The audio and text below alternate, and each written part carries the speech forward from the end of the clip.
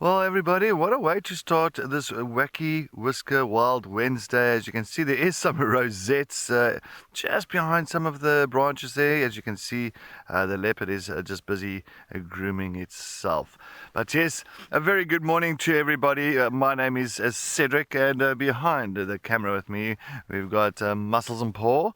And well, we are looking forward to this morning, and I'm hoping that we can continue following up here. But joining us this morning, we've got Kerri and Eric, and I'm hoping that those are going to be having a fantastic morning, trying to find all the amazing animals for everybody. So I'm really looking forward to this morning. But at the moment, we are sitting here pretty much here with Chitwa and her two youngsters that has been feeding on a Nyala kill. Unfortunately, that Nyala kill has disappeared. But yeah, I think let's head back to exactly see what's happening with them. And they're doing so well, these two youngsters. Absolutely well. I mean, they're looking so healthy, and yeah, definitely, being fed still by mom now and again, but those that do their own hunting at this age, they're about a year and 6 years and 7 months old now. So at this age, they start becoming very independent. There's El Shapuku. He is just giving us the eyeball from behind the termite mound. But yeah, sooner or later they're going to start becoming a little bit more, more independent. They're already independent, but like completely kind of left by mom because she doesn't want them around anymore. Because she's going to go into heat very soon again in the next few months. And once she goes into heat, she doesn't want her previous offspring to be around. And Shapuku, this young male, will become nomadic, looking around, still see what he can do around this area before he gets pushed out by dad. She's seeing something there. She's just sat down now. I'm not too sure what.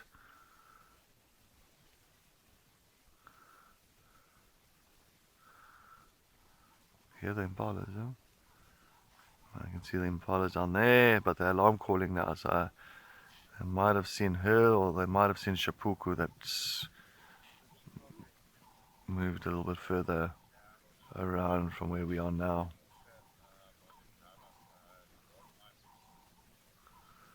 Oh, the impala's running straight. Where's this impala's coming?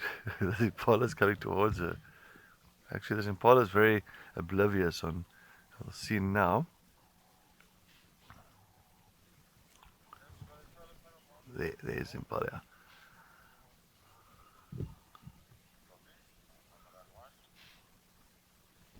So they are quite alert on definitely a leopard movement here, or maybe the scent.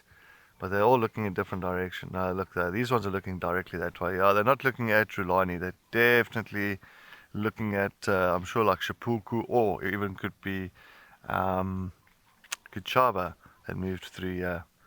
So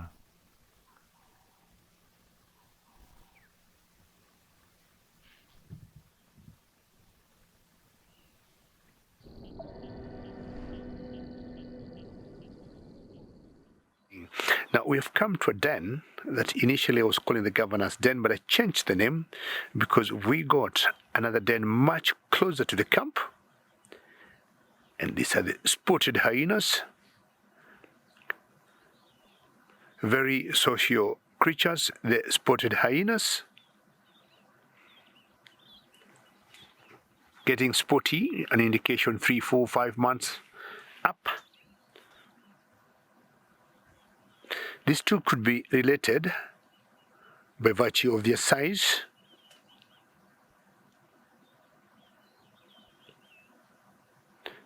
And they're getting so playful this morning.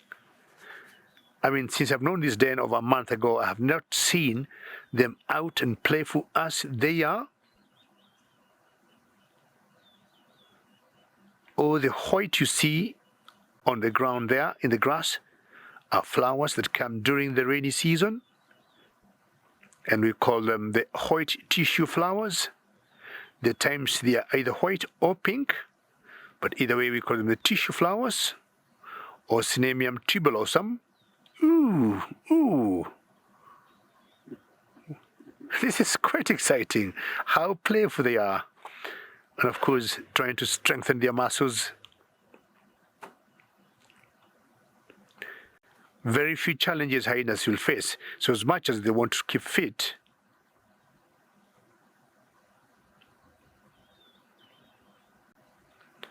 I just had a hyena going, ooh.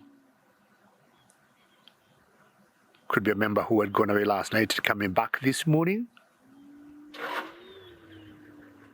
Could hear, ooh. Possibly this could be the mother, or maybe a senior female member in this particular clan. You can see, oh, her spots are developed. So she's definitely a node female, possibly.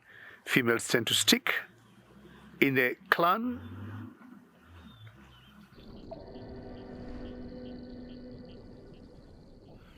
At least David got some lions. And this is the Paradise Bride. I have not seen these individuals for quite some time. We only saw them like maybe 2 weeks ago, where we had one mama on top of a mound with 4 cubs. And today, I've gotten myself 2 females with 5 cubs between them. I'm not sure where these 2 lionesses are headed into, but you can see their cubs are playing in the grass, 2 or 3 at the back there. They can't afford to leave them very much because anything could go wrong. They have faced challenges of hyenas or other predators like eagles. I'm talking about the martial eagles, for example. The females have been known to grab these cubs. Snakes like the African rock python. When there's a bit of a concern of predator competition, we have seen leopards trying to whack them. Of course, when the lionesses are not seeing, because the leopards will not match the lions. What a morning it is here in the Masai Mara. And for sure this time, once they go in that bush, and I'm thinking that's where they will stay now. The first one had water in it, that lager, I found out that. But also I see the females have an intent of looking for some breakfast. You can see they have done a wonderful job to keep these cubs. Excuse my head, Marcel. Let's find out where. Hello, good morning, cutie. Jamo. You can actually hear them calling, running inside to catch up with the mother. What a morning, having seen the hyena cubs earlier, and now seeing lion cubs. So slowly they will disappear in those thickets that you call the orange-leafed crotons. So there's only one more left outside, and I'm sure they're going to be joining the rest. There she is. Excuse my head. Hoo-hoo, jump, watch out. Don't hurt yourself.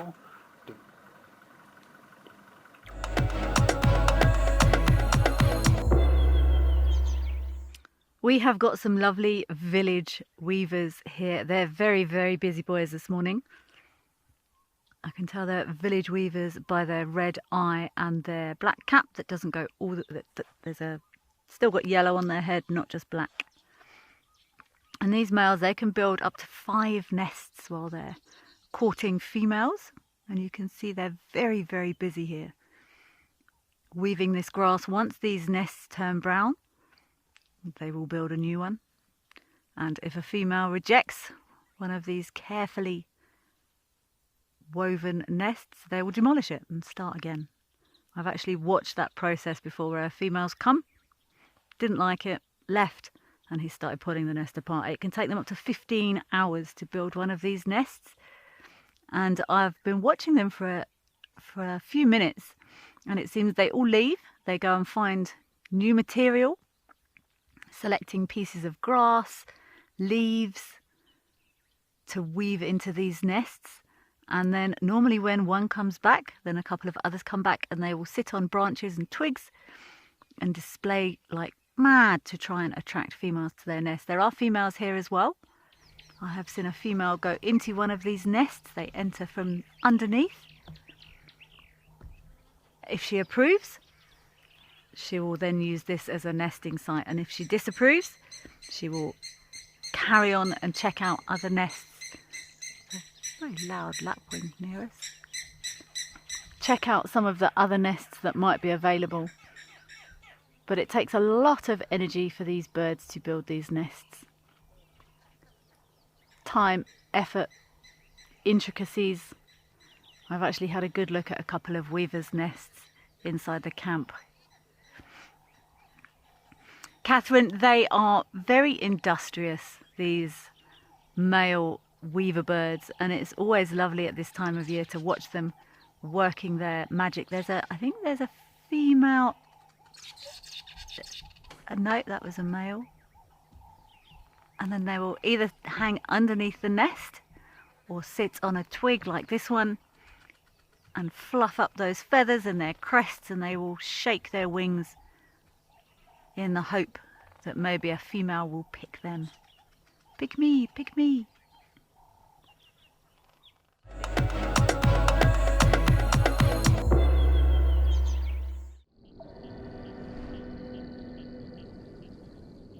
So I have something very exciting and special to show you. So just on my right here, we have found some of the individuals of the Black Rock Pride, which I think is quite cool because we've got the Black Dam Pride over in South Africa, and now we have the Black Rock Pride here in Kenya. So this is one of these sub-adults. The rest of the pride are around. It's a little bit difficult to see them, but basically, yeah, if you have a look just off to my right, then I'm just going to duck down so you can have a look. Oh, mind my hat. You can have a look just on the ridge here. So I'm sorry, this is a bit of a quarry. Obviously, they've decided that it's a nice dry spot to come and lie. With all the rains we've been having, it's rather unpleasant and wet in the grass, so these lions have decided they want to come and lie up on this nice dry area. So I've been following these lions for the last couple of days, and I'm so happy that they are still around and we've been able to show them to you. So this pride consists of 2 big males, 5 females or lionesses, and 7 sub-adults. I'm not too sure where the males are at the moment. I can only see the sub-adults and the lionesses, but we will try and relocate. I know they've got a kill somewhere here, so they've obviously been killing wildebeest left, right and center. At least every second day they've been taking down some wildebeest. And because the migratory herds are still around, that is why the lions are still in this area. Once those migratory herds start to move out, then I don't know how much longer these lions will be around. But we have a sneaky suspicion there might be one of the lionesses that could be denning and have some cubs. So we will keep a very close eye on the area that we suspect that this female might have a den. So if she is denning, maybe they'll hang around a little bit longer for us, which would be rather exciting.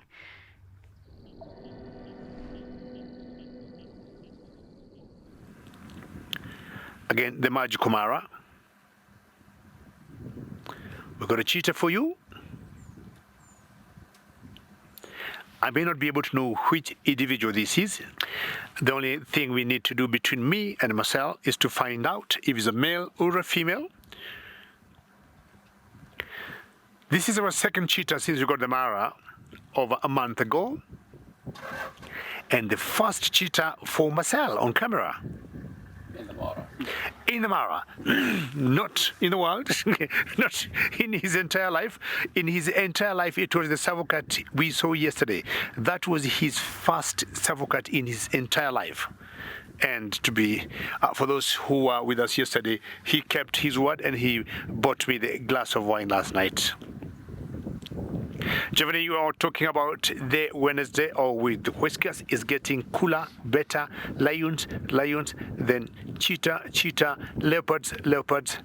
I mean, it's a great Wednesday for all of us. And I would say, especially here in the Masai Mara, it's the second time earlier I saw the 2 lionesses. The first time I saw 1 lioness of the Paradise Pride with 4 cubs. Today I've seen 2 members of the Paradise Pride with 5 cubs. And to see a cheetah, it is pretty special. You would imagine, I have not bothered today to leave the Toppy boys And who knows what happens before the end of the drive. You look gorgeous. It isn't hot, it isn't warm, and that's why, you know, she tends to just stay there out in the open. And what will happen as it warms up, just like the lionesses we saw before, many cats don't love the heat. I'm sure she'll get a place for herself to cool off.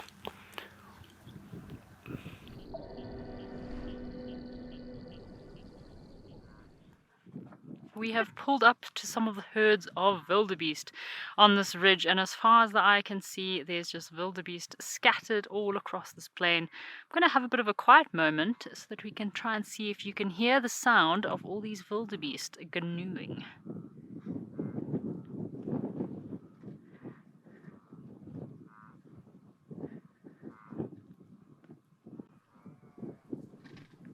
So this is such an incredible phenomenon to be a part of. These millions, I mean, between 1 to 2 million individuals all migrating. Spark Salad, thank you. I'm glad that you feel like you're in the vehicle with us.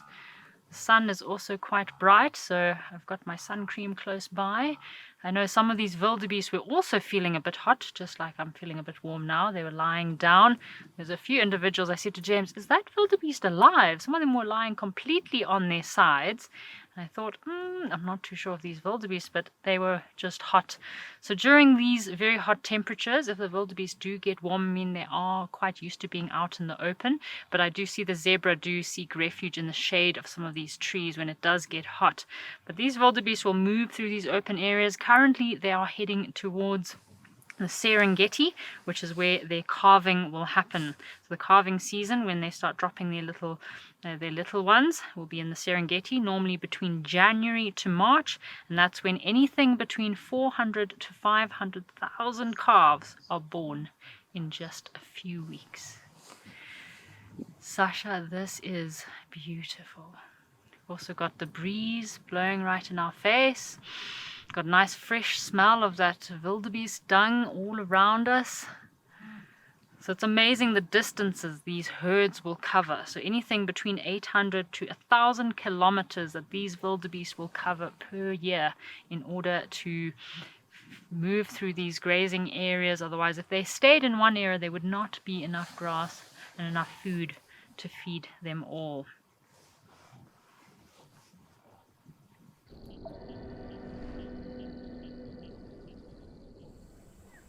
Well, we're just trying to head away from the marsh slowly towards camp and see who we got there on the termite mound.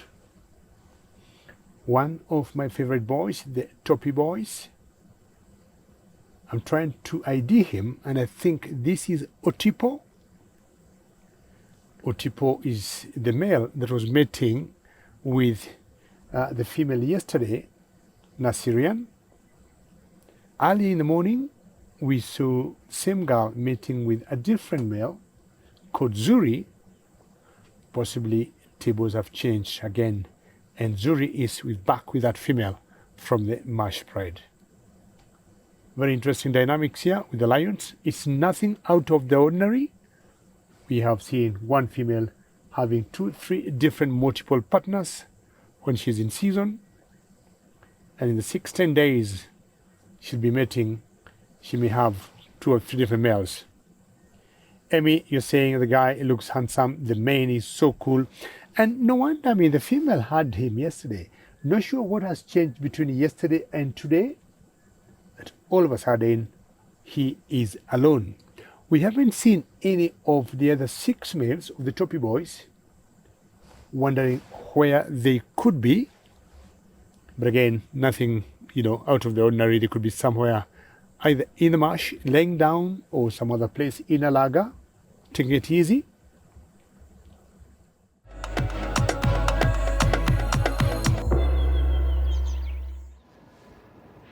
Found this male ostrich that looks like he is in prime breeding condition. Have a look at him. He is not sunburned, no. His legs are bright, bright red, as well as his neck. This is a sign that he is looking for a mate, for a female. So there is a female ostrich, or a male and female ostrich I saw the other day with some little chicks. I think they had about 4 or 5 little chicks that were running around. I do love little baby ostrich chicks. They blend in so well to the environment. All they do to hide themselves when they're running along is they just lie down flat and they look like a tiny little bush. It's perfectly adapted to blend into the environment. So male ostriches are quite black, striking black and white, as well as those white. There used to be white tail feathers, but this male ostrich has a rather dirty tail. Obviously, the females are a little bit less bold, more darker, tawny brown than your more prominent black color. These ostriches, a big male like this, can weigh anything between about 100 to 145 kilograms. So the males will have quite an elaborate mating display. So besides this bright red color that they have, they will also wave their wings from side to side, or kind of like flapping them. I mean, ostriches can't fly, so they can't do a visual flight display, but they will also flap their wings about and display to the females. Ostriches can also reach extreme fast speeds. Male ostriches like this can probably get up to about 60 to 70 kilometers an hour, which is quite fast speeds, but they are not very intelligent birds. So no, they do fall prey to predators like leopard, and in some reserves even cheetah. They're not the most intelligent. So a male on his own like this is a little bit vulnerable to being taken by some predators, but we have seen quite a few ostrich around, so I think there is a healthy population. So this bright red color that you're seeing of his is because of his high testosterone levels, which happens during the breeding season, which causes that reddening of the skin. So it's the same as in birds that display and change their feather types. The testosterone raises.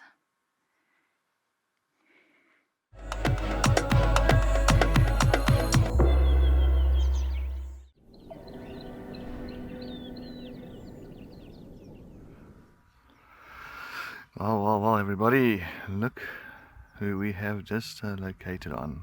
So we came back to the same area where we had this male lion this morning, the Nzenga male, and well, he's got his head up a little bit. Nice to see that he's not flat at the moment. So if you don't know, Nzenga male is one of 2 brothers, a coalition of 2 males.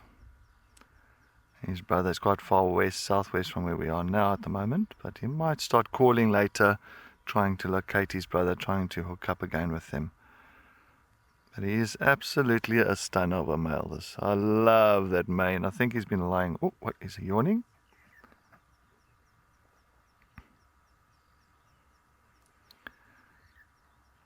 Always a bit of a telling sign that maybe he wants to get active. Oh, and yawn, a call.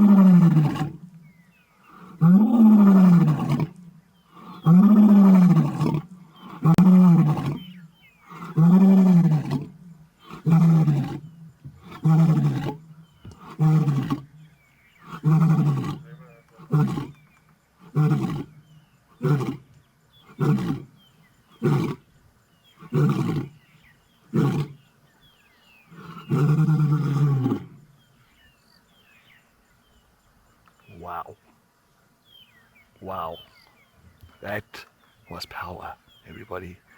A lion roaring like that next to the vehicle is power.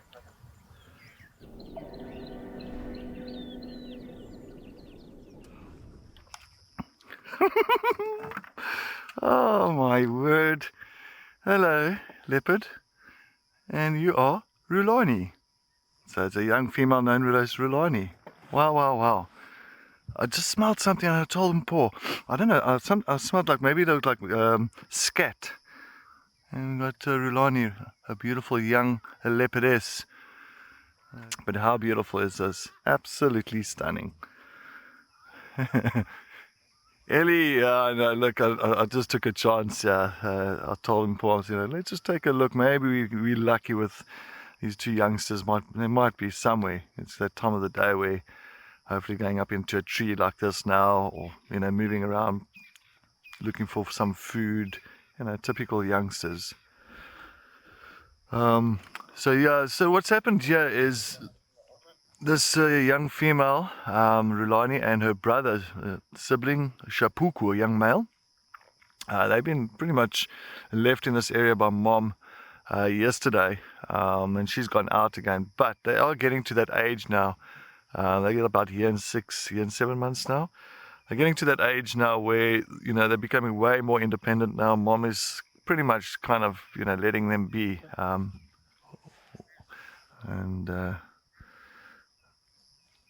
Doing their own little bit of hunts, looking for birds, something small.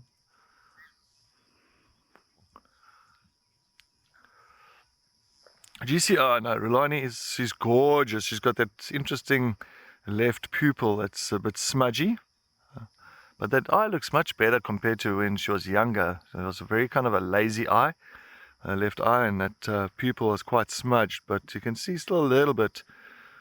I think due to the pupils are much larger now because it's getting darker now. So those pupils start widening up to pretty much bring in more light. So that's why you can't see it as much now. But when it's during the daytime and the sun is shining, and now the right pupil is much smaller, you'll see the left one is quite smudgy then. But very interesting. But beautiful girl, absolutely gorgeous. Really quite the poser.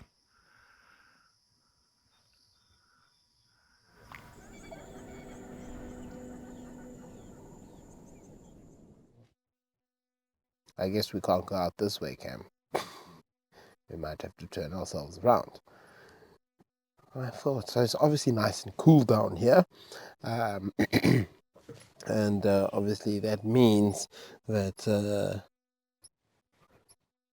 it's a very nice sort of place for a kitty cat to come and potentially lie down, and that's exactly what they've done. Oh, animal lover, absolutely.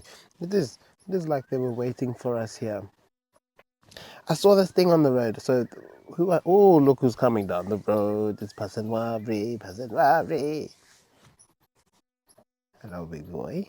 Where are you going? No, don't go there. Why?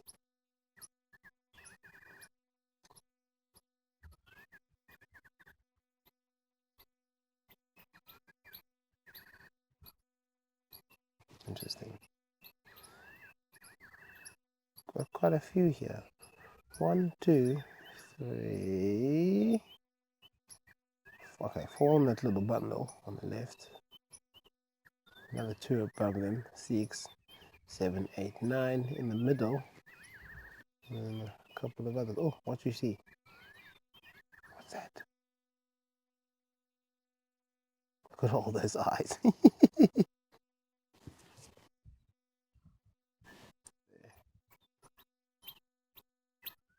You see, absolutely a lion road block. Amazing. Absolutely amazing. This is magic. We hope everyone has enjoyed this sunset safari as much as we have enjoyed being out and about. And we hope you all will join us tomorrow as we head on our sunrise safari. Till then, enjoy the rest of your beautiful Wednesday evening. Goodbye for now.